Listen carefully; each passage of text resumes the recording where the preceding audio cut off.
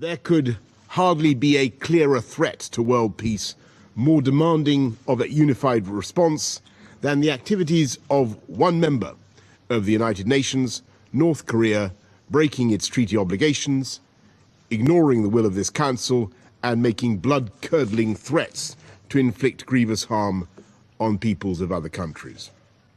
For decades, North Korea has doggedly pursued the means to act on these threats. In a nation whose entire GDP is about $25 billion, and where its people have over recent decades been exposed to terrible suffering, reduced to eating leaves and the bark of trees, the Pyongyang regime has devoted its energies to developing nuclear weapons and the missiles to convey them. Last year alone, North Korea tested 2 nuclear devices and more than 24 ballistic missiles. This year, we've witnessed more missile tests, and I remind the Council that every one of those tests breaks 7 UN resolutions stretching back to Resolution 1695, passed unanimously in 2006. So we should reject, I'm afraid, we should reject any claims of moral equivalence between North Korea's actions and the defensive and precautionary measures of other nations. The second, the latter, are legitimate, the first are not. And in spite of the strenuous efforts of some to obscure that distinction cannot be ignored or elided.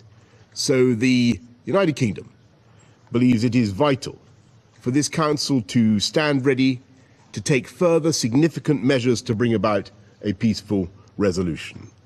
And sooner or later, the North Korean leadership must realize that their isolation not only holds back their own people, if the regime really cares about their own people, but also weakens their own grip on power.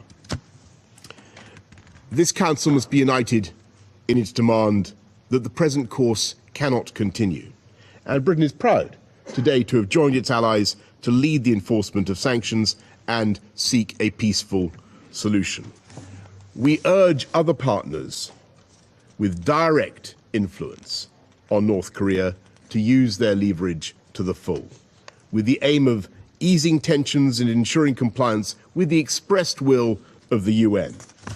There is a vital role for China and Russia, both of whom are neighbors of North Korea with influence on Pyongyang and as permanent members of this Council. Special responsibility they have for preserving international peace and security. The UK calls on Russia and China and other member states to use whatever influence they possess to restrain North Korea and guide its leaders towards a peaceful settlement. Last year, this Council decided to toughen sanctions on North Korea, including by restricting the regime's access to foreign currency. But the UN panel of experts has shown that not every member state is fully enforcing those resolutions. Most members of the UN have yet to obey the requirement in Resolution 2270 to submit a national report on their implementation of sanctions. The UK believes that all member states should reaffirm their commitment to enforcing UN sanctions against North Korea. We also have no doubt the negotiations must at some point form part of the solution. But first, it is reasonable to expect North Korea to make verifiable progress towards meeting its obligations to denuclearize the Korean Peninsula. For as long as Pyongyang continues to defy this Council, the conditions will not be helpful for resuming the 6-party talks or negotiations in any other format. While the most pressing threat is North Korea's ballistic missile and nuclear ambitions, we must never forget the horrifying abuse the regime metes out to its own people, as documented in the UN Commission of Inquiry in 2014. This Council has discussed human rights in North Korea on previous occasions, and there should be no reticence about doing so.